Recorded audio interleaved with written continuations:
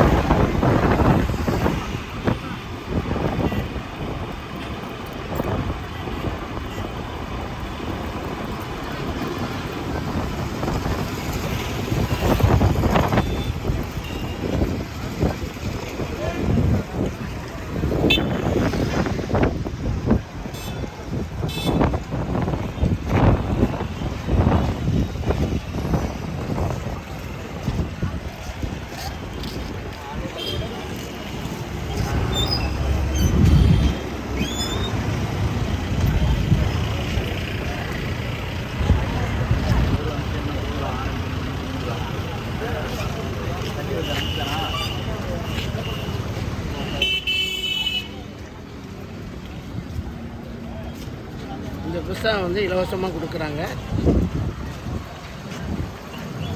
ஹிஜாப்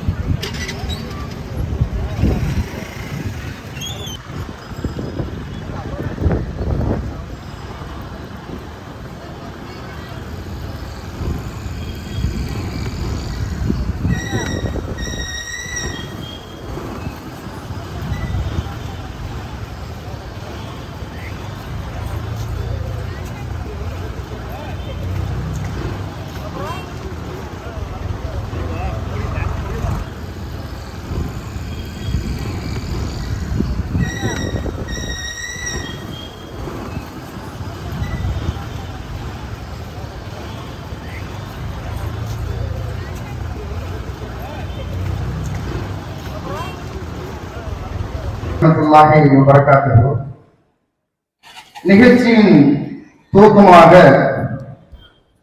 மௌலவி எம்.ஏ. அப்துல் ரஹ்மான் எம்.ஏ.சி அவர்கள் பெண்ணுரிமை போற்றும் இஸ்லாம் என்ற தலைப்பில் உரையாற்றுவார்.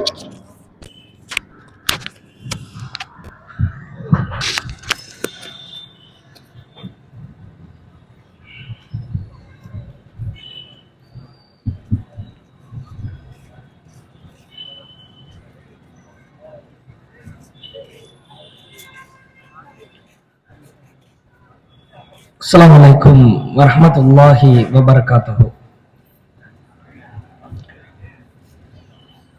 Innal hamdalillah nahmaduhu wa nasta'inuhu may yahdihillahu fala mudilla lahu wa may yudlil fala hadiya lahu wa ashhadu an la ilaha illallah wa anna muhammadan abduhu wa rasuluhu amma ba'd. Allahumma salli ala Muhammadin wa ala ali Muhammad kama sallaita ala Ibrahim wa ala ali Ibrahim innaka Hamidum Majid. Allahumma barik ala Muhammadin wa ala ali Muhammad kama barakta ala Ibrahim wa ala ali Ibrahim innaka Hamidum Majid. கண்ணியம் நிறைந்த எல்லாம் வல்ல ஏக இறைவனின் அடியார்கள, சகோதர சகோதரிகள, வியாபார பெருங்குடி மக்கள, மாற்று மத தொப்புள் கொடி நண்பர்கள, உங்கள் அனைவரின் மீதும் ஏக இறைவனின் அன்பும் அருளும் பொழியப்பட வேண்டும் என்ற பிரார்த்தனையோடு தமிழ்நாடு தௌஹீத் ஜமாத் தஞ்சை அதிராம்பட்டினம் கிளைகள் இணைந்து நடத்தும் பொதுக்கூட்ட நிகழ்ச்சியில நாம் எல்லாம் பெரும் திரளாக பங்கெடுத்திருக்கிறோம். இந்த தருணத்தில பெண்ணுரிமை போற்றும் இஸ்லாம் என்ற தலைப்பு தேர்வு செய்யப்பட்டிருக்கிறது. உலகத்தில் கோடிக்கணக்கான மனிதர்கள் வாழ்ந்து கொண்டிருக்கிறார்கள். ஒவ்வொருவரும் தன்னுடைய வாழ்க்கையில் உணவை தேர்வு செய்வது போல், உடையை தேர்வு செய்வது போல், தங்களுடைய வழிபாட்டு முறைகளையும் தாங்கள் பின்பற்ற வேண்டிய மதங்களையும் தேர்வு செய்கிறார்கள். அதிலும் குறிப்பிட்டு சொல்வதாக இருந்தால், இந்திய நாடு என்பது பல சமூகத்தை சார்ந்த மதங்களை பின்பற்றுகிற மதச்சார்பற்ற நாடு என்ற பெயர் கொண்டதுதான் இந்திய நாடு. இந்த நாட்டிலே வாழ்கிற ஏராளமான மக்கள் பல்வேறு மதங்களிலே வாழ்ந்து கொண்டிருக்கிறார்கள்.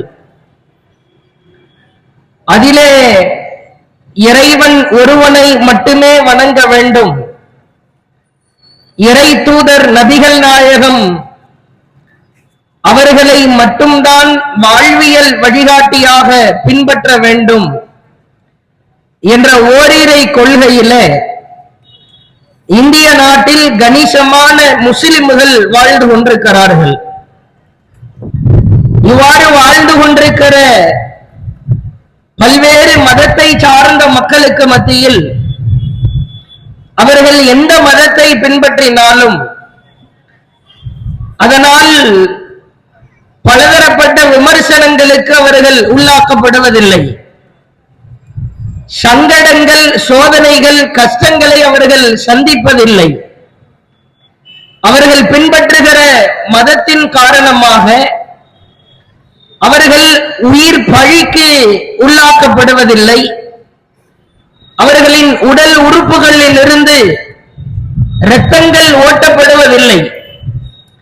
இவ்வாறு தாங்கள் பின்பற்றுகிற ஒவ்வொரு மதத்தை சார்ந்தவர்களும் இந்திய நாட்டில் சுமூகமாக, நிம்மதியாக அவர்கள் மனம் விருப்பப்படி வாழ்ந்து கொண்டிருக்கிற சமயத்தில் முஸ்லிம்கள் என்று தன்னை அடையாளப்படுத்திக் கொண்டு அல்லாஹ் ஒருவனை தவிர வேறு இறைவன் இல்லை, நபிகள் நாயகத்தை தவிர பின்பற்றுவதற்கு வேறு முன்மாதிரிகள் இல்லை என்ற கொள்கையில் வாழ்கிற முஸ்லிம்கள் இந்த நாட்டில் சொல்லனா துன்பங்களுக்கு உள்ளாக்கப்படுகிறார்கள். இந்து மத கடவுள் கொள்கையில் வாழ்கிற இந்து சகோதர சகோதரிகள், தொப்புள் கொடி நண்பர்கள் இந்த நாட்டில் நிம்மதியாக வாழ்கிறார்கள். இயேசுதான் கடவுள் என்று சொல்லி கிறிஸ்தவ மத கொள்கையை கடைபிடிக்கிற கிறிஸ்தவ மக்கள் இந்த நாட்டில் நிம்மதியாக வாழ்கிறார்கள். கடவுளே இல்லை என்று நாத்திகம் பேசுகிற நாத்திகவாதிகள் கூட இந்த நாட்டில் நிம்மதியாக வாழ்கிறார்கள். ஆனால் முஸ்லிம்கள் என்று தன்னை அடையாளப்படுத்திக் கொண்டு இஸ்லாம் வலியுறுத்துகிற முகத்தில் தாடி வைத்த முஸ்லிமாகவோ அல்லது தொப்பி அணிந்த முஸ்லிமாகவோ அல்லது பெண்ணாக இருந்தால் புர்கா, ஹிஜாபு, தலையிலே கவசமாக இருக்கிற அந்த துண்டுகளை அணிந்த முஸ்லிமாகவோ இந்த நாட்டிலே ஒருவர் வலம் வந்தால் அவருக்கு கடுமையான துன்பங்கள் கொடுக்கப்படுவதை பார்க்கிறோம், சித்திரவதைகளுக்கு உள்ளாக்கப்படுவதை பார்க்கிறோம். இந்த நாட்டிலே ஏராளமான மதத்தை பின்பற்றுபவர்கள் பல வேதங்களை பின்பற்றுகிறார்கள்.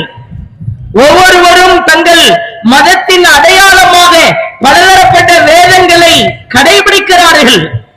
அவர்களுக்கெல்லாம் எந்த பிரச்சனையும் இல்லை, நிம்மதியாய் வாழ முடிகிறது. ஆனால் முஸ்லிம், இஸ்லாமியன் என்று தன்னை அடையாளப்படுத்திக் கொள்கிற முஸ்லிம்கள் இறைவனின் உண்மையான வேதமாக இருக்கிற திருக்குரானின் போதனைகளை கடைபிடிக்கிற பொழுது அந்த திருக்குரானின் வசனங்களை பிற மக்கள் கேவலமாக கருதுகிற கேடுகட்டவர்கள் விமர்சனத்திற்கு உள்ளாக்குகிறார்கள்.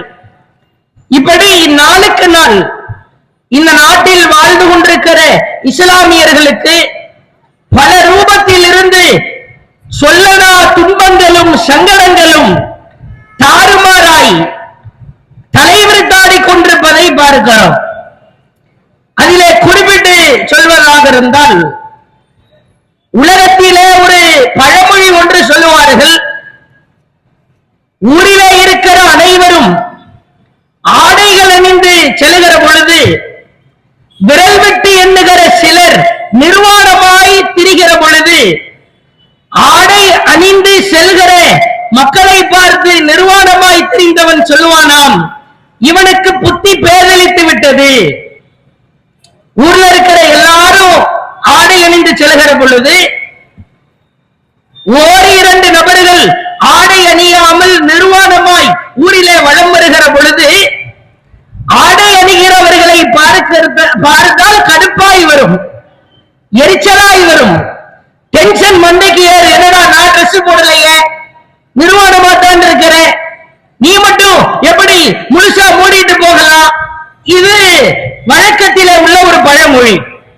அந்த வகையில உண்மையான கொள்கையை, கோட்பாடுகளை, மக்கள் பின்பற்ற தகுந்த வாழ்வியல் வழிமுறைகளை முஸ்லிம்கள் கணக்கச்சிதமாய் கடைபிடிக்கிற பொழுது எப்படி ஆடை அணிந்தவர்களை பார்த்து அம்மனமாய் திரும்பவர்களுக்கு கடுப்பாகுமோ, இவன் எப்படி சிறப்பாய் வாழலாம், நல்லவனாய் வாழலாம், இவனுடைய கொள்கை கோட்பாடுகளை இவன் எப்படி கணக்கச்சிதமாய் பின்பற்றலாம் என்று கேடுகட்ட சிலர் விமர்சிக்கிறார்கள்.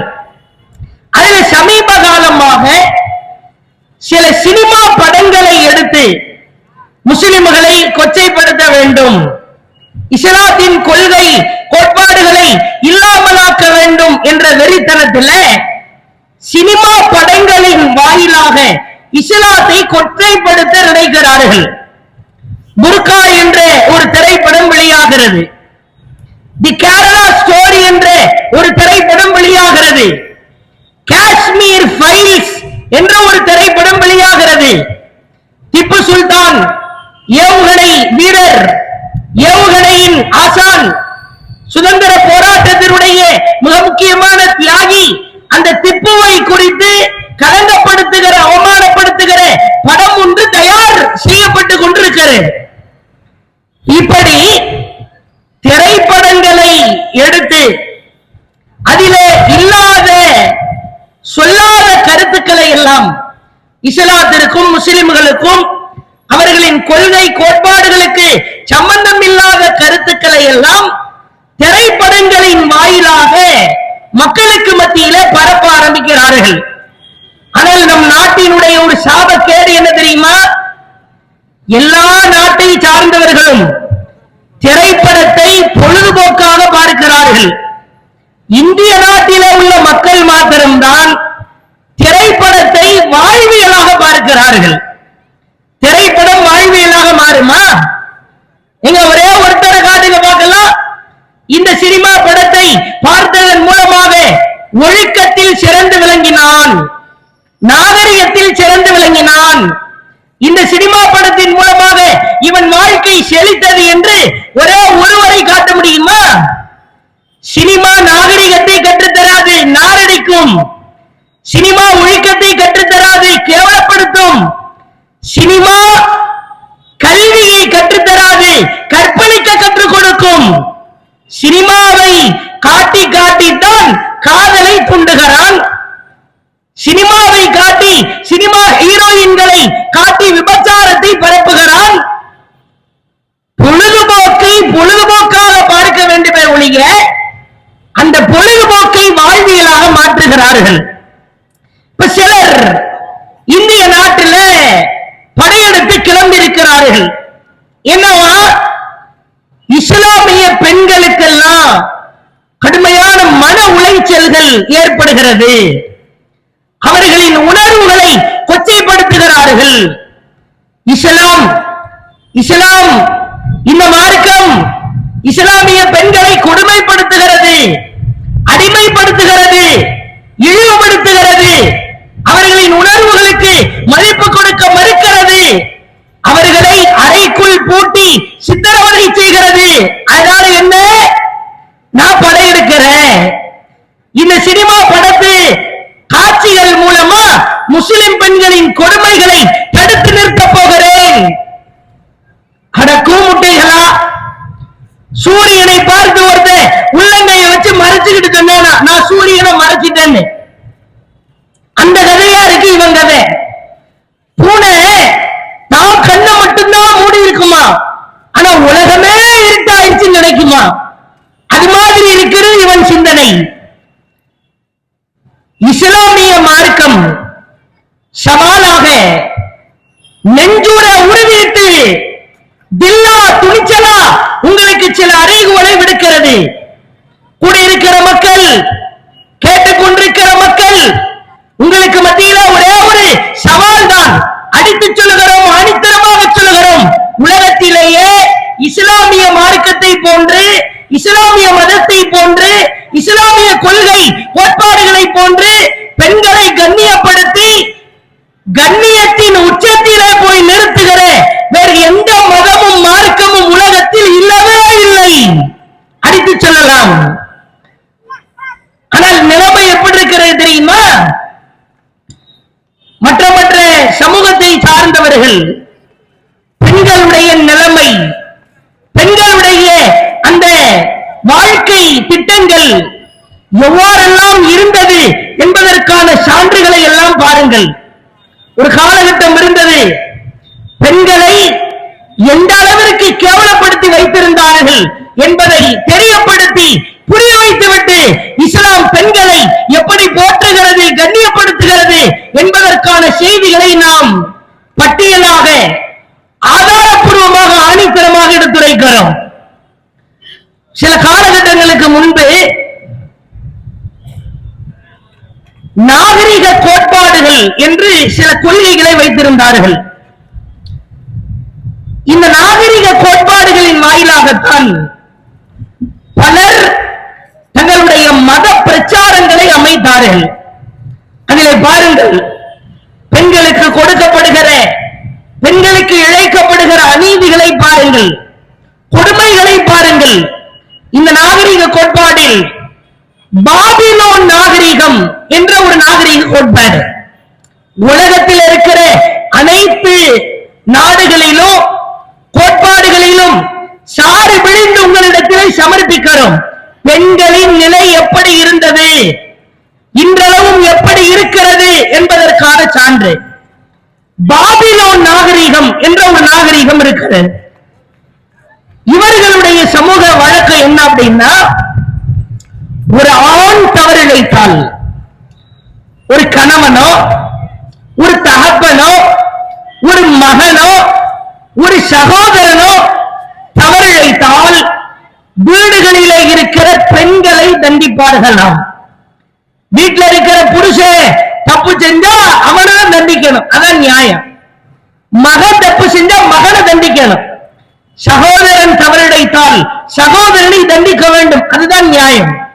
பாபிலோன் நாகரிகத்தில் ஒரு ஆண் தவறிழைத்தால் கூப்பிடு, வீட்டில் இருக்கிற அம்மாவை கூப்பிடு, நீ தப்பு செஞ்சல உன் அம்மாவை தூக்கி போட்டு மிதி, அவளுக்கு கொடுக்கிற தண்டனையை கொடு என்று ஒரு பெண்ணை தண்டிப்பார்களாம். என்னடா இது அநியாயம்! இன்றளவும் சில நாடுகளில் இந்த கொடுமை நடக்கிறது. அதே மாதிரி பாருங்க, கிரேக்க நாகரிகம், உலகத்திலே பல மதத்தை சார்ந்தவர்கள் பின்பற்றுகிற நாகரிக கோட்பாடு. இவன் தன்னுடைய சிந்தனையில ஒரு கற்பனை புராண கதைகளை உள்ளத்திலே நினைத்துக் கொள்வான். இவன் என்னத்தை கற்பனை பண்றானோ அதை ஒரு பெண்ணிடத்தில் அப்படியே அப்ளை பண்ணிடுவானே. உதாரணத்துக்கு இவன் சிந்திக்கிறான், ஒரு ஆளை கத்தி எடுத்து குத்துனா எப்படி இருக்கும் அப்படின்னு. குத்திடுவோம், பெண்ணை கூப்பிடு, ரோட்ல போயிட்டு இருக்கா ஒரு பெண்ணு, கூப்பிட்டு குத்திடுவானே. இன்னும் ஒரு சிலர் கற்பனை கதாபாத்திரங்களிலே சிந்திப்பார்கள். ஒரு பெண்ணை கற்பழித்தால் எப்படி இருக்கும், உடனே ஒரு பெண்ணை கற்பழிப்பான். இவனுடைய சிந்தனையில என்னென்ன கேடுகட்ட காரியங்களை எல்லாம் சிந்திக்கிறானோ அவைகளை எல்லாம் ஒரு பெண்ணிடத்திலே நீ வெளிப்படுத்திக் கொள்ளலாம். கிரேக்க நாகரிகத்தில் உள்ள கேடுகட்ட கோட்பாடு.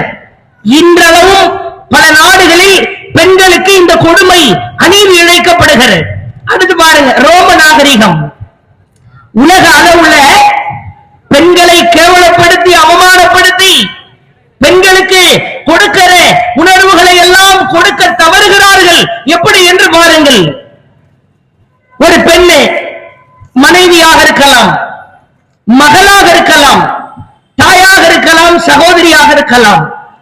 வீட்டில் இருக்கிற ஆண் ஏதாவது ஒரு கருத்தை சொல்லுகிற பொழுது அவள் கட்டுப்பட மறுத்தால் உடனே அவளை கொலை செய்வதற்கு அதிகாரம் இருக்கிறது. ஏன் சோத்துல உப்பு இல்லை அப்படின்னு கேட்டா, அப்படிதான் உப்பு எல்லாம் போட முடியாதுன்னு உடனே கழுத்து எடுத்து கொண்டுலாமா. இப்படிதான் இன்னைக்கு நிறைய குடும்பத்துல அவ்வளவுதான். இந்த கொள்கை கோட்பாடுகள் இன்னும் சில நாடுகள் பின்பற்றி வருகிறார்கள். இதே ரோம நாகரிகத்துல ஒரு பெண்ணை பார்க்கிறான், கற்பழிக்க வேண்டும் என்று நினைக்கிறான், நிர்வாணமாக்க வேண்டும் என்று நினைக்கிறான், ஆக்கிக் கொள்ளலாம், பிரச்சனை இல்லை. அந்த பெண்ணை நீ நிர்வாணமாக்க நினைக்கிறாயா, தாராளமாக ஆக்கிக்கொள். எவ்வளவு கேவலமான கொள்கை என்று பாருங்கள்.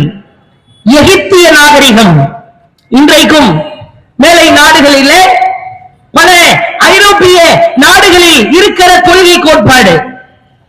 ஷைத்தானை பார்க்க வேண்டுமா? சாத்தான், சாத்தான கெட்டவன், கேடு கெட்டவன், தவறு செய்ய தூண்டுறவன் அப்படின்னு ஒவ்வொரு மதத்திலையும் ஒவ்வொரு விதமான பெயர் இருக்கிறது. எகிப்திய நாகரிகத்திலே சொல்கிறார்கள், சாத்தானை பார்க்க வேண்டுமானால் உன் வீட்டிலே இருக்கிற பெண்ணை பார்த்துக்கொள். எவ்வளவு கேவலமான கொள்கை என்று பாருங்கள். உன் வீட்டிலே இருக்கிற பெண் அவள் சாத்தானுடைய அடையாளம். அதே மாதிரி பாருங்க, கிறிஸ்தவ நாகரிகம். குழந்தை பேர் இருக்கிறது அல்லவா, ஒரு பெண் தாயாக தாய்மையை அடைந்து கருவிலே குழந்தையை படிப்படியாக மாதம் சுமந்து அந்த குழந்தையை 10 மாதத்திலே பெற்றெடுக்கிறார் அல்லவா. கிறிஸ்தவ நாகரிகம் சொல்லுகிறது, குழந்தை பேர் என்பது இறைவனின் சாபக்கேடு. கொள்கை, ஒவ்வொரு மதத்தை சார்ந்தவர்களின் கொள்கையை பாருங்கள்.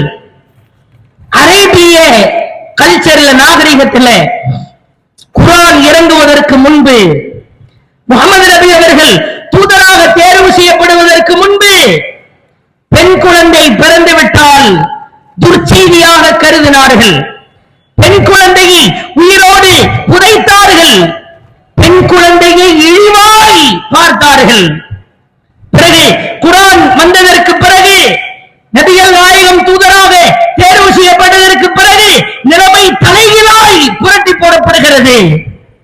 யோசித்து பாருங்கள், பெண்களை எவ்வளவு தூரம் கொச்சைப்படுத்த முடியுமோ, கேவலப்படுத்த முடியுமோ, அவமானப்படுத்த முடியுமோ அந்த அளவிற்கு கொச்சைப்படுத்துகிற கொள்கை கோட்பாடுகளை கொண்ட அயோக்கியர்கள் இஸ்லாமிய பெண்களை பத்தி பேசலாமா? தகுதி இருக்குதா? பெண்களை சாத்தானின் அடையாளம் என்கிறாய், மோக பொருளாய் பயன்படுத்துகிறாய், உன் கற்பனையில உதிக்கிறது எல்லாம் உன் வீட்டுல இருக்கிற பெண்ணிட்ட நீ டெவலப் பண்ணிக்கலாம்னு சொல்ற. உனக்கு கோபம் வந்தா உன் வீட்டுல இருக்கிற மனைவியை தூக்கி போட்டு மிதின்னு சொல்ற. இந்திய அளவுல சில ஆண்டுகளுக்கு முன்பு வரைக்கும் கணவன் மரணித்து விட்டால் மனைவியும் கணவனை எரியூட்ட செய்கிற அந்த நெருப்பிலே உடன்கட்டை ஏற வேண்டும். இருந்ததா இல்லையா? மறுக்க முடியுமா? இந்திய கலாச்சாரத்தில் நீ பெண்ணுக்கு கொடுத்த மரியாதை என்ன? உன் புருஷன் செத்து போயிட்டான்னா கல்லானாலும் கணவன், புல்லானாலும் புருஷன் சொல்லி நீ அந்த தீக்குள்ள போய் விழணும். அடுத்து, பெண்ணுக்கு இயற்கையாக வகுத்து தந்திருக்கிற, இறைவன் விதித்திருக்கிற இயற்கை விதி, மாதம் ஏற்படுகிற மாத சுழற்சி, இதுக்கு மதம் விதிவிலக்கா? இந்த மாத சுழற்சி முஸ்லிம் பெண்களுக்கு மட்டும் வராது, மற்ற பெண்களுக்கு வரும். அதுல ஏதாவது சலுகை இருக்குதா? பெண்ணாக பிறந்த யாராக இருந்தாலும், அவள் எந்த மதத்தை சார்ந்தவராக இருந்தாலும், மாத சுழற்சி என்பது ஏற்படும். அதாவது கருவை உண்டாவதற்காக, குழந்தை பேரை அடைவதற்காக இறைவன் ஏற்பாடு செய்திருக்கிற ஒரு இயற்கை விதி. இந்திய நாட்டினுடைய சூழல் எப்படி இருந்தது தெரியுமா? மாதம் மாத சுழற்சி ஏற்பட்டால் அவளுக்கென்று தனியாக ஒரு குடிசையை கட்டுவார்கள். அது இருக்கும் ஒரு மாட்டு கொட்டாய். கிச்சன் பக்கம் போக முடியாது, தட்டை தொடக்கூடாது, சமையல் செய்யக்கூடாது, துணிமணிகளை தொடக்கூடாது, துவைக்க கூடாது, வீட்டுல ஆளுக்குள்ள வரக்கூடாது, பிள்ளைகளை தொடக்கூடாது. கேடு கெட்டவர்களா இஸ்லாமிய பெண்களை பற்றி நீங்க எல்லாம் வாய் திறக்கலாமா? மாத சுழற்சி என்பது இறைவன் இயற்கையாக விதித்திருக்கிற ஒரு விதி. அந்த நேரத்தில் மன உளைச்சல் ஏற்படும், கடுமையான கோபம் வரும், டென்ஷன் வரும், அந்த வலி வேதனையை தாங்க முடியாது. அப்படிப்பட்ட ஒரு பலவீனப்பட்டிருக்கிற அந்த பெண்ணை தட்டி கொடுத்து தடவி கொடுத்து கணவனாக இருப்பவர், தந்தையாக இருப்பவர், சகோதரனாக இருப்பவர் மடியில போட்டு தாளாட்ட வேண்டுமா? ஆனால் நீ தெருவில வீசி எறிவாய். லட்சணை இதுதான். விளங்குதா? மற்ற கொள்கை கோட்பாடுகள்ல இருக்கிறவங்க பிற மதத்தை உச்சபட்சமாய் கருதுபவர்கள் பெண்களுக்கு கொடுக்கிற கண்ணியம் புரியுதா? பெண்களை ஒரு மனுஷியாகவே மதிக்க மாட்டார்கள். ஒரு கேள்வி கேட்பார்கள், பெண்களுக்கு ஆன்மா இருக்கிறதா, பெண்ணுக்கு உயிர் உண்டா என்ற கேள்விகள் எல்லாம் கேட்டவர்கள் இது போன்ற கேடு கேட்டவர்கள் தான். இப்பொழுது பாருங்கள், இஸ்லாம் பெண்களுக்கு கொடுக்கிற கண்ணியம். பேச வேண்டும் என்று சொன்னால் பேசிக்கொண்டே போகலாம், பல மணி நேரங்கள் அந்த கண்ணியத்தை விளக்கலாம். ஒவ்வொன்றாய் ஆணித்தரமாய் திருக்குரான் நபிகளார் சொன்ன பெண்களை போற்றுகிற கண்ணியம் நிறைந்த அற்புதமான வார்த்தைகளை செவி கொடுத்து கேளுங்கள். இஸ்லாம் பெண்களை எப்படியெல்லாம் போற்றுகிறது, கண்ணியப்படுத்துகிறது, கண்ணியத்தின் உச்சத்திலே போய் வைக்கிறது என்பதற்கான சான்று திருமறை குர்ஆன் சொல்கிறது. ஒரு பெண் குழந்தை பிறந்து விட்டால் நற்செய்தி என்கிறது. வீட்டில் பெண் குழந்தை பிறக்கிறதா, உனக்கு அது நற்செய்தி.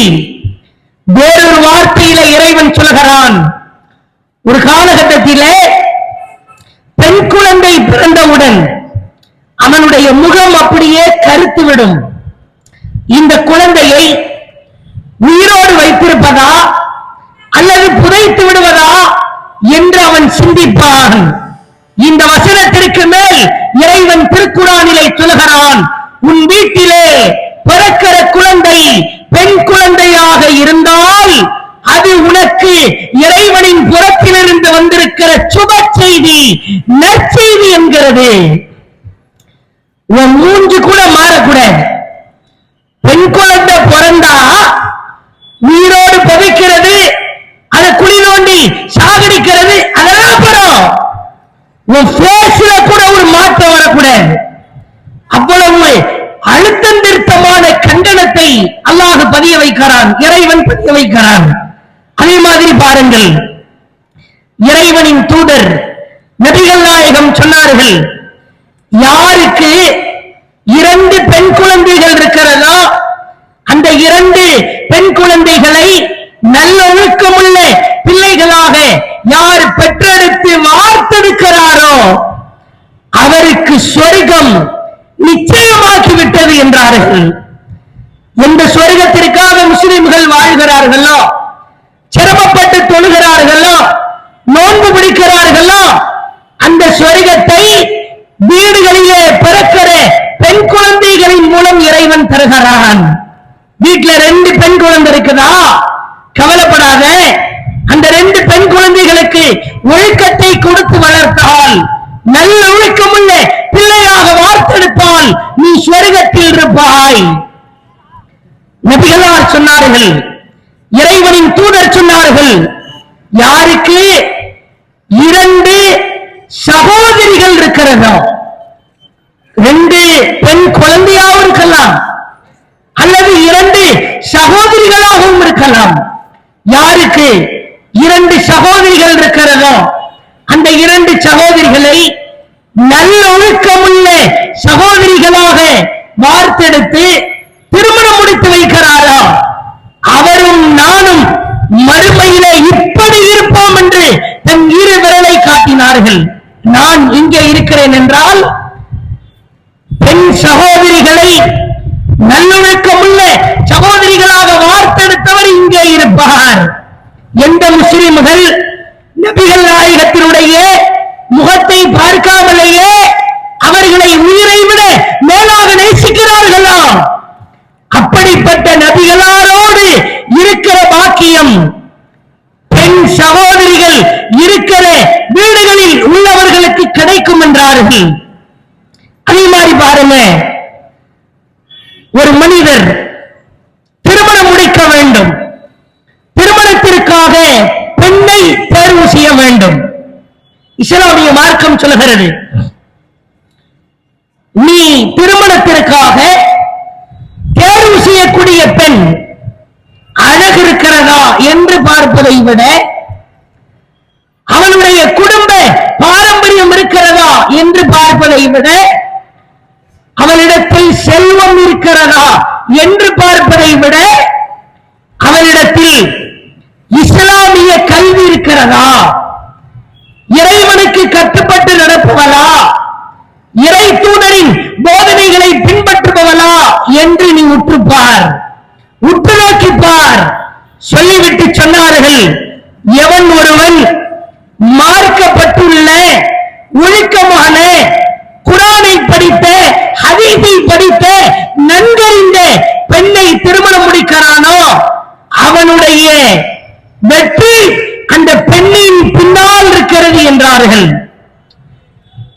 சொல்லிவிட்டு திரும்ப சொன்னார்கள், ஒருவேளை கல்வியை பார்க்காமல் இஸ்லாமிய மார்க்கத்தை அறிந்திருக்கிறாளா, நல்லொழுக்கமுள்ள பெண்ணா என்பதை ஆராயாமல் அழகிற்காக திருமணம் முடித்தால், சொத்து சுகத்திற்காக திருமணம் முடித்தால், குடும்ப பாரம்பரியத்திற்காக திருமணம் முடித்தால் உன் மூக்கு மண்ணாய் போகட்டும் என்றார்கள். நாசமா போன அர்த்தம். ஒரு ஆணின் வெற்றிக்கு பின்னால் ஒரு பெண் இருக்கிறாள் என்று கவிதையாய் சொல்லி செல்கிறான், வார்த்தையாய் சொல்லி செல்கிறான். உண்மையாகவே இஸ்லாம் தெரிந்த, இஸ்லாமிய மார்க்கத்தை கற்றுத் தெரிந்த ஒரு பெண்ணு ஒரு ஆணின் வெற்றிக்கு பின்னால் மட்டுமல்ல, கணவனின் வெற்றிக்கு பின்னால், சகோதரனின் வெற்றிக்கு பின்னால், மகனின் வெற்றிக்கு பின்னால், தகப்பனின் வெற்றிக்கு பின்னால் இருக்கிறாள் என்று பெண்களை உச்சபட்சமாய் கண்ணியப்படுத்துகிறது இஸ்லாம். எவ்வளவு பெரிய கண்ணியம் என்று தெரிகிறதா? அதே போன்று இறைவன் திருமறை குர்ஆனில் பெண்களை கண்ணியப்படுத்துகிறான். ஒரு மார்க்கம் சொல்கிறது, பிரசவம் என்பது, குழந்தை பேர் என்பது இறைவனின் சாபக்கேடு என்கிறது. ஆனால் இறைவன் சொல்கிறான், ஹமலத்துஹு ஹமலத்துஹு உம்முஹு குர்ஹா வ வதஅத்துஹு குர்ஹா.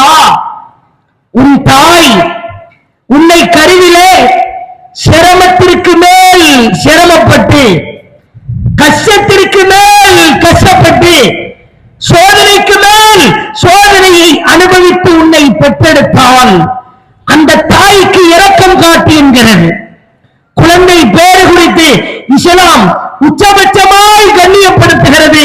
குழந்தையை பெற்றெடுக்கிற தாய் சிரமப்படுகிறாள், சோதனைப்படுகிறாள், வேதனைப்படுகிறாள்.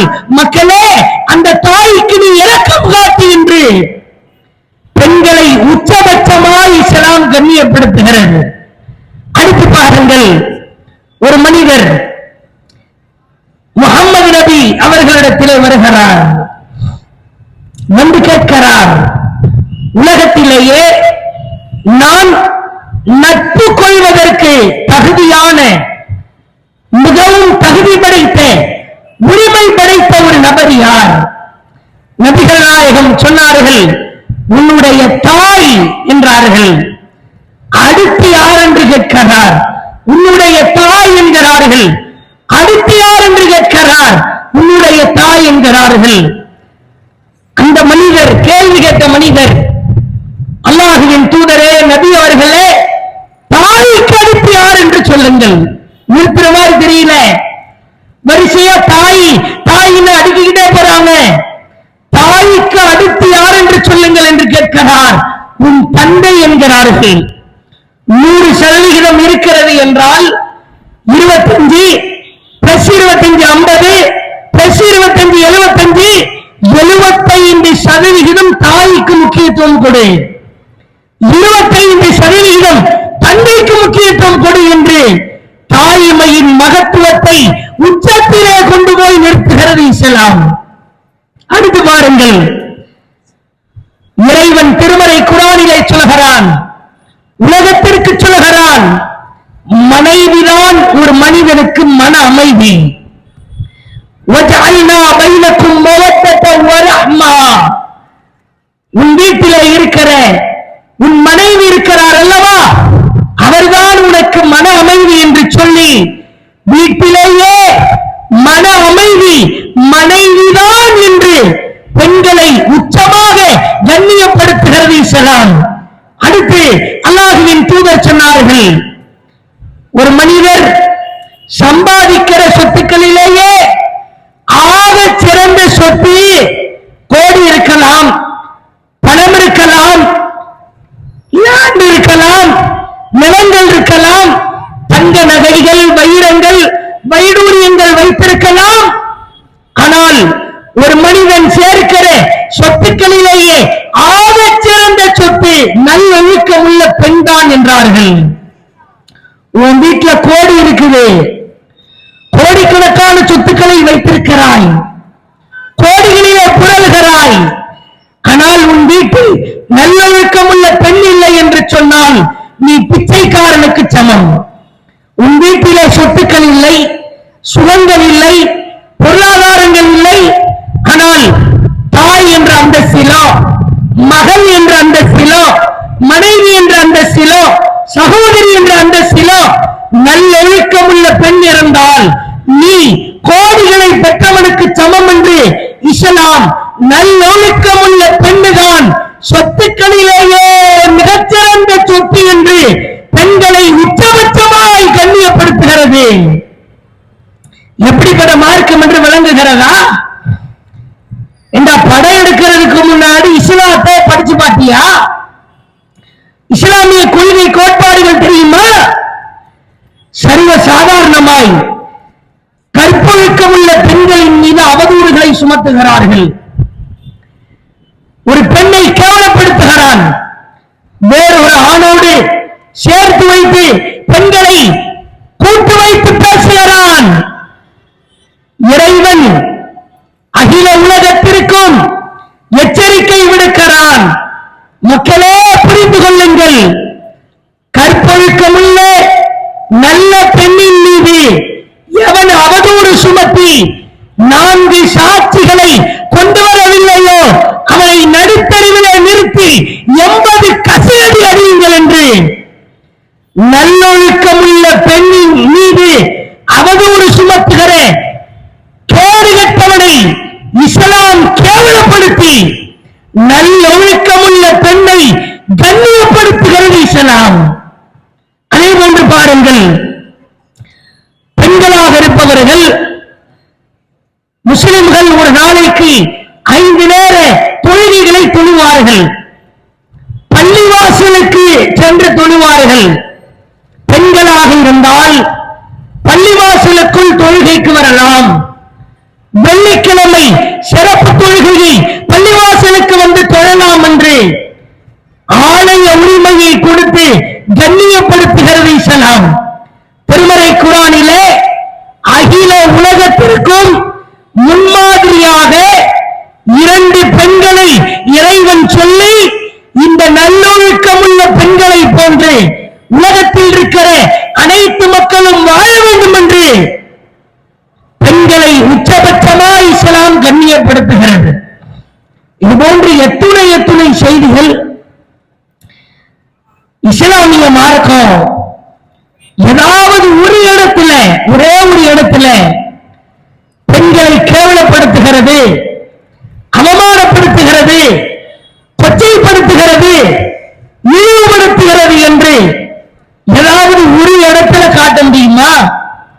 கேடுகட்ட அயோக்கியர்கள், கேவலமானவர்கள் இஸ்லாத்தை கொச்சைப்படுத்த வேண்டும் என்பதற்காக நீ படம் எடுக்கிறாயே, இந்த படத்தை ஆதரவாய் பலர் அதற்கு பின்னால் நிற்கிறார்களே, உங்களுக்கெல்லாம் சவால்.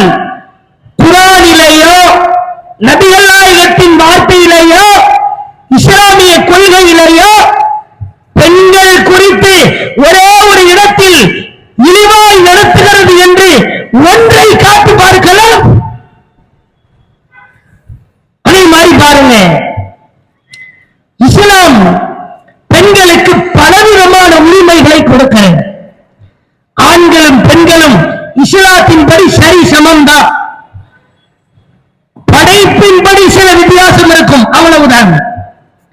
ஆண்களுக்கு என்னவெல்லாம் சொல்லப்படுகிறதோ அதை விட ஒருபடி மேலாய் சென்று பெண்களை இஸ்லாம் உச்சபட்சமாய் கண்ணியப்படுத்துகிறது. இஸ்லாம் பெண்களுக்கு அடிப்படையாக இருக்கிற திருமண உரிமையை கொடுக்கிறது. ஒரு பெண் திருமணம் முடிக்கிற தருணம், திருமணம் முடிக்கிற சூழல், திருமணம் முடிக்கிற பெண்ணாக இருந்தால் அந்த பெண்களுக்கு இஸ்லாம் கொடுக்கிற கண்ணியம், மகத்துவம் ஏராளம் ஏராளம். ஒரு திருமணத்திற்கு தயாரான பெண் ஒரு கணவனாக தனக்கு வரவிருக்கிற அந்த மணமகனை நேரடியாக பார்க்க வேண்டும். அவனுக்கு அவனை பிடித்திருக்க வேண்டும். காசு பணம் இருக்கும், ஆள் நல்ல மோட்டாவா இருப்பாரு, இந்த பெண்ணு அழகா இருக்கும். கட்டாய திருமணம் எல்லாம் கிடையாது. அல்லாஹ்வின் தூதர் நபிகள் நாயகம் அவர்களிடத்திலே ஒரு பெண் வருகிறார், வந்து சொல்லுகிறார், நபிகள் நாயகம் அவர்களே, என்னுடைய தந்தை என் அனுமதி இல்லாமல், என் விருப்பம் இல்லாமல் வேறு ஒரு ஆணை எனக்கு திருமணம் முடித்து வைத்து விட்டார். நபிகள் நாயகம் சொன்னார்கள், ஏம்மா உனக்கு அதுல விருப்பம் இல்லையா? உனக்கு அந்த ஆணை பிடிக்கலையா? பிடிக்கல, என் தகப்பனின் திருப்திக்காகத்தான் நான் திருமணம் முடித்தேன் என்கிறார். நபிகள் நாயகம் சொல்லுகிறார்கள், உனக்கு பிடிக்காத அந்த திருமணம் ரத்து செய்யப்படுகிறது என்றார்கள். பிடிக்காத திருமணம் செல்லாது. நீ கட்டாயப்படுத்தி எல்லாம் திருமணம் முடிச்சு வைக்க முடியாது. இன்றைக்கும் சில மதங்களை பார்க்கிறோம், தாலி கட்டுற பேர்ல திருமணம் முடிக்கிற சபையில வருகிற வரைக்கும் அந்த ஆணினுடைய முகத்தை காட்ட மாட்டாங்க. இஸ்லாத்தில் அப்படி கிடையாது. திருமணம் முடிப்பதாக இருந்தால் நேருக்கு நேராக பெண் முகத்தை ஆணும், ஆண் முகத்தை பெண்ணும் பார்த்திருக்க வேண்டும், பிடித்திருக்க வேண்டும். அப்படி பிடித்திருந்தால் தான் திருமணம் செல்லுபடி ஆகும். எவ்வளவு ஒரு அழகான கண்ணியம் என்று பாருங்கள்.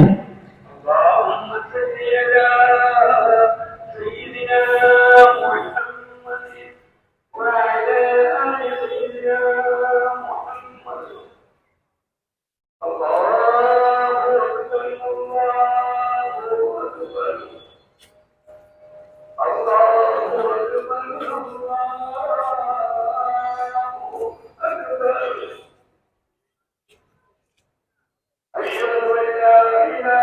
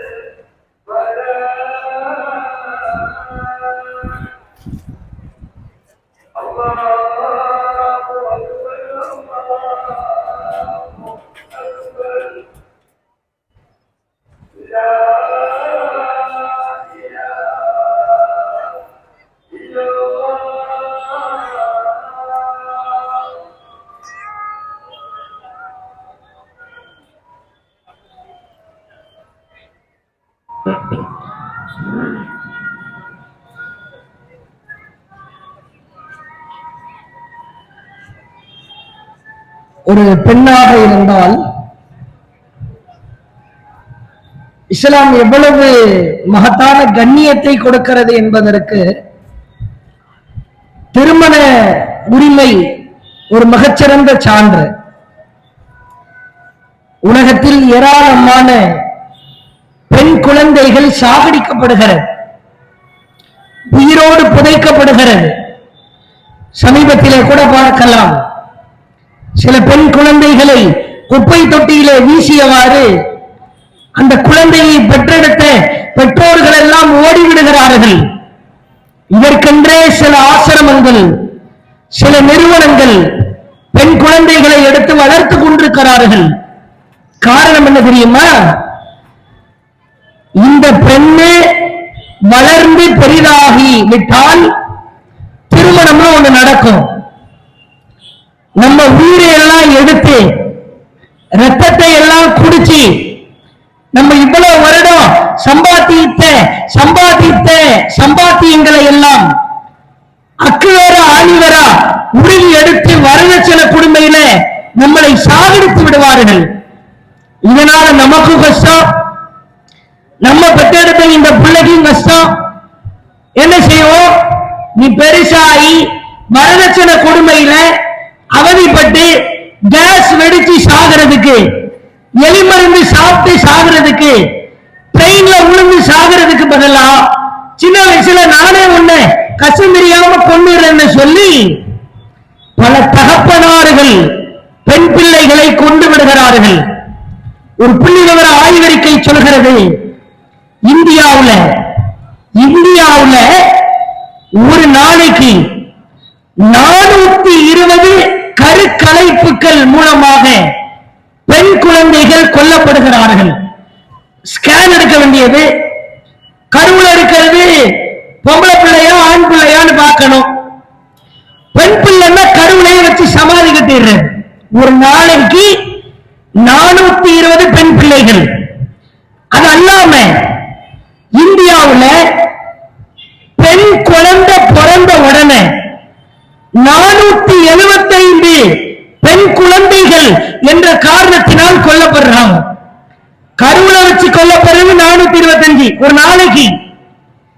குழந்தை பிறந்த உடனே சாகடிக்கிறது 475 ஒன்றேல. கவர்மெண்ட் ஹாஸ்பிட்டல்ல ஒவ்வொரு மாவட்டத்திலையும் பெரிய பெரிய ஜிஹெச் இருக்கும்ல, அதுல ஒரு நாளைக்கு 10 பெண் குழந்தை பிறக்கிறது என்றால் 4 பெண் குழந்தைகள் மரணம் அடைகிறது.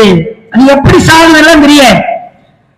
மூச்சை விட்டுச்சா, இவனா அமுக்கி கொண்டானா, அல்லது தொப்புள் கொடிய வெட்டாம ரத்தத்தை ஓட வச்சானா? ஜிஹெச்ல 10 பெண் குழந்தை பிறக்குதுன்னா 4 அவுட்டு. இது இந்தியாவினுடைய புள்ளி விவர அறிக்கை. பாருங்கள், இஸ்லாமிய மார்க்கம் இந்த வரதட்சணை என்ற பெண் கொடுமைக்கு சாவுமணி அடிக்கிறது. இறைவன் திருமறை குர்ஆனிலே சொல்கிறான், ஆண்களே நீங்கள் மனமுடிக்க இருக்கிற அந்த மணப்பெண்ணுக்கு நீ அள்ளி அள்ளி ஜீவனாம்சத்தை அவள் கேட்பது எல்லாம் கொடு என்கிறது. நீ மகர் தொகையா கொடுக்கணும். அவள் லட்சத்தை கேட்டால் லட்சத்தை கொடுக்கணும். அவள் நகையாய் கேட்டால் நகையை கொடுக்க வேண்டும். சீர்வரிசை என்ற பேர்ல மற்ற மதங்களிலே பார்க்கலாம். தல தீபாவளியா, அதுக்கு மாமனார் தான் பலிகேடு. பொங்கலா, தல பொங்கலா, அது கோவில் தான். முத புள்ள பிறந்துச்சா, வீட்டுல ஏதாவது விசேஷமா, வரதட்சணை கொடுமை என்பது தாம் பிள்ளைக்கு பிள்ளை பிறந்து அந்த பிள்ளைக்கு வயசுக்கு வர வரைக்கும் இவன் வாயில அள்ளி போட்டுக்கிட்டே இருக்கணும். அதுலயும் சில ஊர்கள்ல அரிசி மூடையா வரதட்சணை போகும், சில ஊர்கள்ல முறுக்கு போகும். அந்த ஊர் ஃபேமஸ் அல்வா, அதிரசம், பணியாரம், இப்படி புள்ளி பண்டார மாதிரி எதையால கேட்கிறது விவசாய இல்லாம வரதட்சணை என்ற பெயரால் குடுமை நிறைந்த கேவலங்கள் அரங்கேறும். பெண்களை கண்ணியப்படுத்துகிறது பெண்ணே, சகோதரியே, உனக்கு திருமணம் முடிக்கிற அந்த தருணத்திலே சமயத்திலே எவன் உனக்கு மணமகனாய் வந்து உன் முன்னால் நிற்கிறானோ இவ்வளவு தாய் என்று உரிமையாய் நீ கேள், அது உனக்கான உரிமை. யோசித்து பாருங்கள், இஸ்லாம் பெண்களை கையேந்த சொல்லவில்லை, நீ அவனிடத்திலிருந்து அதிகார துணியோடு கேள் என்கிறது. அவன் தந்தா அவனை கல்யாணம் பண்ணு, இல்லைன்னா வேறாது. எவ்வளவு பெரிய கண்ணியம். அதே மாதிரி பாருங்க, இஸ்லாம் பெண்களுக்கு வழங்குகிற ஆடை உரிமை சற்று யோசித்து பாருங்கள். இந்த மாதிரி படத்தை எடுத்து பெண்களை முஸ்லிம்கள் இஸ்லாமிய மார்க்க கொடுமைப்படுத்துது, ஒரு கருப்பு நிற ஆடையை போட்டு அவங்களை சித்திரவதை பண்றாங்க, அவர்களுக்கு மன உளைச்சலை ஏற்படுத்துகிறார்கள் என்கிறார்கள். அட கேடு கட்டவர்களா, சினிமா கூட்டாளிகளா, இதை ஆதரிக்கிற கேடு கட்ட அயோக்கியர்களா? நோக்கிட்ட வந்து ஏதாவது ஒரு பெண்ணாவது சொன்னாலா எனக்கு ஃபரிதா போட்டிருக்கிறது, கஷ்டமா இருக்குது, குஷ்டமா இருக்குது, வேதனையா இருக்குதுன்னு ஒரு பெண்ணாவது சொன்னானா?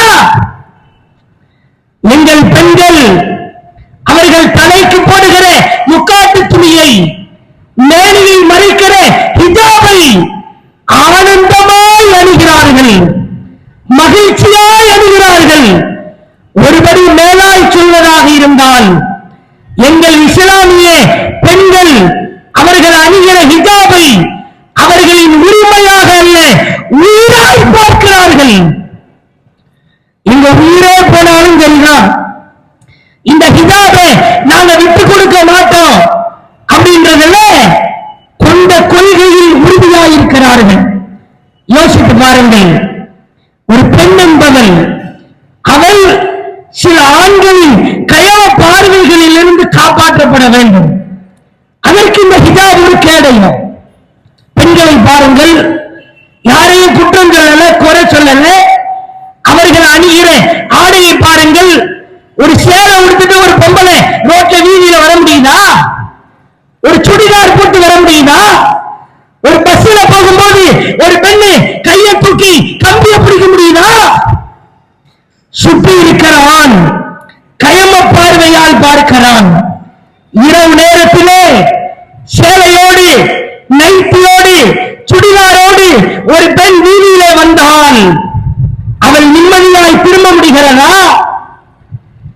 ஹிஜாப் அணிந்து செல்கிற ஒரு பெண்ணுக்கு இருக்கிற கண்ணியம், அதனுடைய மகத்துவம் புள்ளிவிவர ஆய்வறிக்கைகள் சொல்கிறது. சமீபத்தில் கற்பழிப்புகளை தடுத்து நிறுத்துவதற்கு இந்தியாவில் சில சட்டங்களை கொண்டு வந்தாங்களே, ஏராளமான கற்பழிப்புகள் தாறுமாறாய் தலைவிரித்து ஆடுகிறது. அதை எப்படியாவது கண்ட்ரோல் பண்ணணும், தடுத்து நிறுத்தணும் அப்படின்னு சொல்லி சில சட்டத்திட்டங்களை எல்லாம் மக்களுக்கு மத்தியிலே கொண்டு வந்தான். அத்துணை சட்டங்களும் குழி நோண்டி புதைக்கப்பட்டது. என கொண்டு வந்த சட்டத்தினுடைய லட்சணம் அப்படி. பெண்களுக்கெல்லாம் பொது அறிவிப்பு அறிவிக்கிறார்கள். பெண்களே, நீங்க உங்க ஹேண்ட்பேக்ல மிளகா பொடிய ஒரு பேப்பர்ல கவர்ல மூடி வச்சுக்கோங்க. எதுக்கு? ஃப்ரை பண்ணி சாப்பிடுறதுக்கா? இல்ல, உங்ககிட்ட ஏதாவது ஒரு ஆண் பாலியல் சீண்டலுக்கு வந்தா நீங்க உள்ள இருக்கிற மிளகா பொடி எடுத்து அவன் மூஞ்சில போட்டுடலாம். மூளை இருக்கிறவன் இப்படி எல்லாம் சட்டம் சொல்லுவானா? அவன் சீண்டலுக்கு வரும்போது பேக்ல சிப்பை ஓபன் பண்ணி அதுக்குள்ள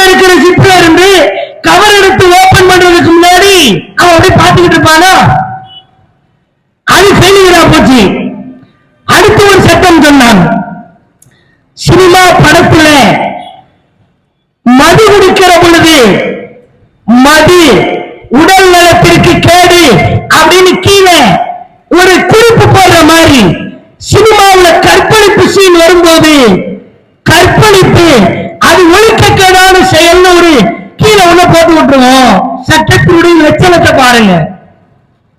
ஏண்டா கற்பழிக்கிறதுன்னு கத்து கொடுப்ப, நீ கண்ணுக்கு தெரியாம ஒரு மைக்ரோ ஜெராக்ஸ் பிட் அடிக்கிற மாதிரி கீழே ஒரு வாசகத்தை போடுவேன், அதை எவனால பார்ப்பானா? அடுத்து பெரிய அடிமைதாவி மாதிரி பெண்கள் அனைவருக்கும் கற்பழிப்புகளில் இருந்து காப்பாற்ற நாங்கள் ஒரு அப்ளிகேஷனை தயாரித்திருக்கிறோம். இதெல்லாம் இந்தியாவில் நடந்த கூட்டு. என்ன அப்ளிகேஷனு? இந்த ஆப்பை நீங்கள் இன்ஸ்டால் செய்து கொள்ளலாம். உங்களுக்கு ஏதாவது அசௌகரியம் ஏற்பட்டால், யார் மேலேயாவது டவுட் வந்தா, நீங்க இந்த ஆப்புக்குள்ள போய் போன ஒரு குலுக்கு குலுக்குங்க. அருகில் இருக்கிற போலீஸ் எல்லாம் வந்து பாதுகாப்பு கொடுப்பாங்க. நீ சும்மா பேக்ல வச்சு ஒரு ஆட்டோல ரோட்ல போனாலே போன் குழுங்கும். 5 நிமிஷத்துக்கு ஒரு தடவை வந்து உட்காரணும். ஏன்னா நீ போட்டுக்கிற ரோடு அப்படி. ஆப் கொடுப்பானா, அந்த ஆப்புக்குள்ள போய் பேர பதிவு செஞ்சு இன்ஸ்டால் பண்ணிட்டு போனை குலுக்கணுமா?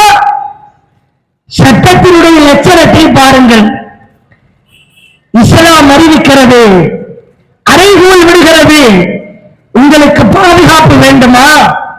பெண்களே, கயவர்களின் கேடுவிட்டவர்களின் பார்வையிலிருந்து மீள வேண்டுமா? உன் தலைக்கு முக்காடு போடு, உன் மார்புக்கு மேல் துணி போடு, உன் உடலை மறைக்கிற ஹிஜாப் என்னும் கண்ணியம் நிறைந்த கேடுவிட்டு அனுப்புகள். உன்னை யாரும் நெருங்க மாட்டான். இஸ்லாமிய மார்க்கத்தில் இஸ்லாமிய பெண்கள் ஹிஜாபை கேவலமாக அணிந்து வலம் வருகிறார்கள். இது போன்று ஏராளமான உரிமை, கல்வி உரிமை, பேச்சுரிமை, சொத்துரிமை, வாரிசுரிமை, இப்படி பலதரப்பட்ட உரிமைகளை இஸ்லாம் பெண்களுக்கு வழங்குகிறது. சங்கிகளாக இருப்பவர்கள், இஸ்லாத்தை கொச்சைப்படுத்த நினைக்கிற கேடுகட்ட அயோக்கியர்கள், நீ இது மாதிரி புர்கா, கேரளா ஸ்டோரி, காஷ்மீர் ஃபைல்ஸ் என்று எத்துணை 1000 படம் எடுத்தாலும் சரிதான், இஸ்லாம் மென்மேலும் வளர்ச்சி பாதையை நோக்கித்தான் செல்லும். உன்னுடைய கேரளா ஸ்டோரியை, இது போன்ற படங்களை எங்களுடைய இறைவன் கேவல ஸ்டோரியாக மாற்றி பெண்களை, இஸ்லாமிய பெண்களை மென்மேலும் உச்சத்திலே வைத்து கண்ணியப்படுத்துவான் என்று கூறி பெண்களை, சகோதரிகளை, தாய்மார்களை இஸ்லாம் உச்சபட்சமாய் மதிக்கிறது, கண்ணியப்படுத்துகிறது என்பதை அறைகூவலாக, அறிவுரையாக கூறி முடித்துக் கொள்கிறோம். நம்முடைய ஜமாத் சார்பாக பெண் உரிமை போற்றும் இஸ்லாம் என்ற தலைப்பின் கீழாக கிட்டத்தட்ட 1 மாத கால பிரச்சாரத்தை கையில் எடுத்திருக்கிறோம். மூளை முடுக்குகளில் இருக்கிற, குக்கிராமங்களில் இருக்கிற அத்துணை மக்களிடத்திலும் இஸ்லாமிய மார்க்கம் பெண்களை எப்படியெல்லாம் கண்ணியப்படுத்துகிறது என்பதை உச்சபட்சமாய் எடுத்துரைப்போம். அல்லாஹ் இறைவன் இஸ்லாமிய பெண்களை மென்மேலும் அவதூறு பேச்சுக்களில் இருந்து, கயவர்களின் கூட்டுக்களில் இருந்து, கேவலமான கேடுகட்ட படத்தில் இருந்து பாதுகாத்து கண்ணியத்தை வழங்குவானாக என்று கேட்டு, ஜஸாக்குமுல்லாஹ் ஹைரா, வாஹிர் தஅவானா அல்ஹம்துலில்லாஹி ரப்பில் ஆலமீன். அஸ்ஸலாமு அலைக்கும் வரஹ்மத்துல்லாஹி வபரகாத்துஹு. அடுத்ததாக பத்திரிகையாளர் சந்திப்பு, அதனைத் தொடர்ந்து இஷா தொழுகைக்கு பிறகு அடுத்த அமர்வு 8 பெண்களுக்கான இடம் கம்மியாக இருக்கிறது.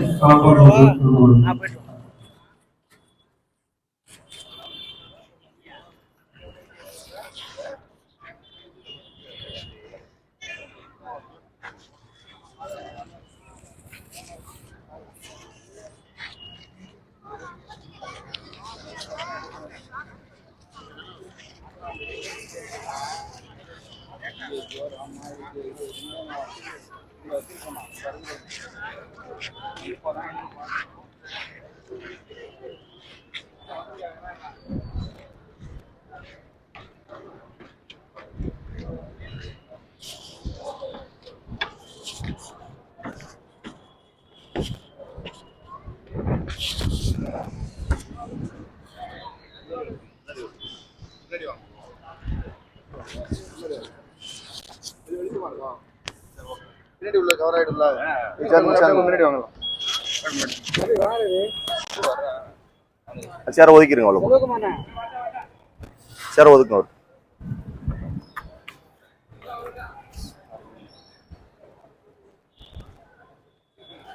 லைட்டிங் பண்ணுமா அது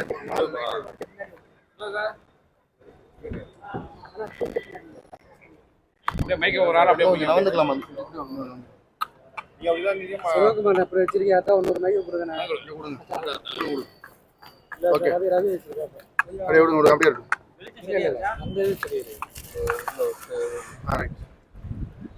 சிவகுமார் மறக்கிட்டு பாருங்க அப்படியே லோகோ முறையா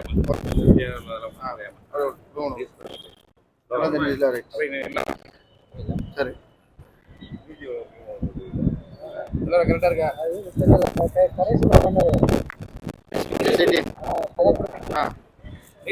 ஒண்ணு புரியுங்க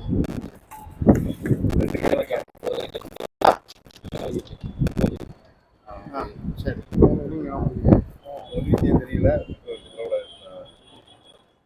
நாட்டில் நிலவும் மத நல்லிணக்கத்திற்கு எதிரான கருத்துக்களை மக்களிடமிருந்து அகற்ற வேண்டும் என்ற சிந்தனையோடும் தொடர்ச்சியாக இஸ்லாமிய சமுதாயத்தின் மீது அவதூறு கருத்துக்களை மத்தியிலே ஆளக்கூடிய பாசிச பாஜக அரசு தொடர்ச்சியாக பல்வேறு தளங்களில் குறிப்பாக இப்பொழுது திரைத்துறையை கையில் எடுத்து கேரளா ஸ்டோரி என்ற ஒரு திரைப்படத்தின் மூலமாக ஒட்டுமொத்த இஸ்லாமியர்களையும் அவதூறு என்ற ஒரு சிந்தனையை முன்வைத்து தீவிரவாதிகளாக சித்தரிக்கின்றார்கள். இது போன்ற நிலைகளால் இந்தியாவிலே அண்ணன் தம்பிகளாக மாமன் மச்சான்களாக வாழக்கூடிய இஸ்லாமிய ஹிந்து சகோதர மக்கள் மத்தியிலே ஒரு பிளவு ஏற்படுகிறது. ஒருவரை ஒருவர் சந்தேகத்தினோடு பார்க்கக்கூடிய ஒரு சூழல் ஏற்படுகிறது. இத்தகைய சூழலை பாசிச பாஜக அறுவடை செய்து ஆட்சி கட்டிலே அமர வேண்டும் என்று ஆசைப்படுகின்றார்கள். இது போன்ற சிந்தனைகளிலிருந்து மக்களை காக்கும் விதமாக, மக்களுக்கு உண்மையை எடுத்து சொல்லும் விதமாக தமிழ்நாடு தௌஹீத் ஜமாத் சார்பாக தமிழகம் முழுவதும் பெண்ணுரிமை போற்றும் இஸ்லாம் என்ற தலைப்பிலும் பாசிச பாஜக அரசுகளுடைய பாசிச சிந்தனை கொண்டவர்களுடைய இது போன்ற பொய் பிரச்சாரங்களுக்கு இந்த மக்கள் ஒருபோது செவிசாய்க்க கூடாது என்ற சிந்தனையை முன்வைத்தும் நாங்கள் இது போன்ற பொதுக்கூட்டங்கள், தெருமுனை கூட்டங்கள், துண்டு பிரச்சார விநியோகங்கள், இன்னும் கருத்து பிரச்சாரங்கள், மக்களை சந்திக்கக்கூடிய செய்திகளை முன்னெடுத்து வருகின்றோம். இந்த பிரச்சாரம் தொடர்ச்சியாக நடைபெறும். இந்த பிரச்சாரம் தொடர்ச்சியாக நடைபெற வேண்டும், அதற்கு மக்கள் ஒத்துழைக்க வேண்டும் என்ற கோரிக்கையையும் நாங்கள் மீடியா வாயிலாக முன்வைத்துக் கொள்கின்றோம். பைசல் மாநில செயலாளர், ஒரு மாநில செயலாளர். ஓகே, அஸ்ஸலாமு அலைக்கும் வரஹ்மத்துல்லாஹி வபரகாத்துஹு. தமிழ்நாடு தௌஹீத் ஜமாத் தஞ்சை தெற்கு மாவட்டம் அதிராம்பட்டினம் கிளை 1 மற்றும் 2 நடத்திய பொதுக்கூட்டத்தில் நிறைவேற்றப்பட்ட தீர்மானங்கள். தீர்மானம் 1, இந்திய பிரதமரால் அதிராம்பட்டினத்தில் துவக்கி வைக்கப்பட்ட செங்கோட்டை தாம்பரம் எக்ஸ்பிரஸ் ரயில் அதிராம்பட்டினம் மார்க்கமாக சென்று வருகிறது. ஆனால் அதிராம்பட்டினத்தில் நிறுத்தம் இல்லாததால் பொதுமக்கள் கடும் அவதிக்குள்ளாகிறார்கள். எனவே அதிராம்பட்டினத்தில் நிறுத்தம் ஏற்பாடு செய்து தருமாறு ரயில்வே துறையை இக்கூட்டத்தின் வாயிலாக வலியுறுத்தி கேட்டுக்கொள்கிறோம். தீர்மானம் 2, 2022-2023 கல்வியாண்டில் அதிராம்பட்டினம் நடுத்தரு ஊராட்சி ஒன்றிய நடுநிலைப் பள்ளியில் 99% சிறுபான்மையின மாணவர்கள் படிக்கும் பள்ளிக்கு 6 வகுப்பறைகள் கொண்ட கட்டிடம் கட்டுவதற்கு அரசு அனுமதி அளித்துள்ளது. நமது தமிழ்நாடு தௌஹீத் ஜமாத்தின் சார்பாக இக்கூட்டத்தின் வாயிலாக நன்றியை தெரிவித்துக் கொள்கிறோம். இப்பள்ளியில் போதுமான கட்டிட வசதி இல்லாத காரணத்தினால் மாணவர்களின் எண்ணிக்கை குறைந்து வருகிறது. ஆகவே அரசு அனுமதித்துள்ள கட்டிடத்தின் கட்டுமான பணியை விரைந்து துவக்கிட நடவடிக்கை எடுக்குமாறு மாவட்ட ஆட்சியர் அவர்களை இப்பொதுக்கூட்டத்தின் வாயிலாக கேட்டுக்கொள்கிறோம். தீர்மானம் 3. அதிராம்பட்டினம் நகராட்சியில் வெறிநாய் தொல்லை அதிகமாக இருந்து வருகிறது. குறிப்பாக சிறுவயது பிள்ளைகள் மற்றும் ஆடு மாடுகளை கடித்து உயிருக்கே ஆபத்தான நிலைமையை உண்டாக்கி வருகிறது. இது குறித்து பலமுறை நகராட்சியில் புகார் மனு கொடுத்தும் எந்தவித நடவடிக்கையும் இல்லை. இந்நிலை தொடருமானால் நகராட்சியின் அலட்சிய போக்கை கண்டித்து மாபெரும் மக்கள் திரள் போராட்டத்தை தௌஹீத் ஜமாத்தில் சார்பாக நடத்துவோம் என்று இப்பொதுக்கூட்டத்தின் வாயிலாக கேட்டுக்கொள்கிறோம். தீர்மானம் 3. அதிராம்பட்டினம் ஈசிஆர் ரோட்டில் அடிக்கடி வாகன விபத்து ஏற்படுகிறது. எனவே அதிராம்பட்டினம் அரசு பொது மருத்துவமனையில் 24 மணி நேர மருத்துவ அலுவலரை கொண்ட மருத்துவ சேவை தேவைப்படுகிறது. மேலும் உயிர்காக்கும் அரசு இரத்த வங்கியும் தேவைப்படுகிறது. எனவே சுகாதாரத்துறை விரைந்து நடவடிக்கை எடுக்கும்படி இப்பொதுக்கூட்டத்தின் வாயிலாக கேட்டுக்கொள்கிறோம். இறுதியான தீர்மானம். தமிழ்நாட்டில் கள்ளச்சாராயத்தை ஒழித்து பூரண மதுவிலக்கை அமல்படுத்த வேண்டும் என தமிழ்நாடு முதலமைச்சர் அவர்களை இப்பொதுக்கூட்டத்தின் வாயிலாக தௌஹீத் ஜமாத்தின் சார்பாக கேட்டுக்கொள்கிறோம். அஸ்ஸலாமு அலைக்கும். அதிரி மன்சூர் கடந்த 2.5 வருஷமாக கிரியேட்டிவிட்டி என்ற யூடியூப் சேனலில் அல்ஹம்துலில்லாஹ் சிறப்பான முறையில் நடத்திட்டு இருக்காங்க. அவசியம் சப்ஸ்கிரைப் பண்ணாதவங்க அவசியம் சப்ஸ்கிரைப் பண்ணிக்கிடுங்க. குறிப்பாக இதில் என்னென்ன நடக்குதுண்டாக்கா, என்னென்ன விஷயங்கள் இதில் கொண்டு வர்றாருண்டாக்கா, நம்ம மண்ணுடைய அதிராமருடைய அரசியல் நிகழ்வு, மார்க்க விஷயங்கள், கல்வி சம்பந்தமான நிகழ்வு, அப்புறம் கல்யாண விசேஷங்கள் நிகழ்வு, அப்புறம் விளையாட்டு சம்பந்தமான எல்லா நிகழ்வுகளும் அது எல்லாம் ஊரோட ஒன்றி போய் அருமையான முறையில் ஒன்று செஞ்சுட்டு இருக்காப்புல. அதனால நான்லாம் அதெல்லாம் சப்ஸ்கிரைப் பண்ணி பார்த்துக்கிட்டு இருக்கேன். ஊருடைய தேவைகள் எல்லாத்தையும் பார்த்துக்கிட்டு இருக்கேன். ரொம்ப சந்தோஷமா இருக்குது. அதுபோல் நீங்களும் ஊரில் உள்ளவங்களும் சரி, வெளிநாட்டில் உள்ளவங்களும் சரி, வெளியூரில் உள்ளவங்களும் சரி, ஊருடைய விஷயங்களையும் தேவையான நீங்கள் பார்த்து அறிய ஆசைப்பட்டாங்க அவசியம் கிரியேட்டிவிட்டி சேனலில் சப்ஸ்கிரைப் பண்ணிக்கிறேன். வாழ்த்துக்கள். அஸ்ஸலாமு அலைக்கும்.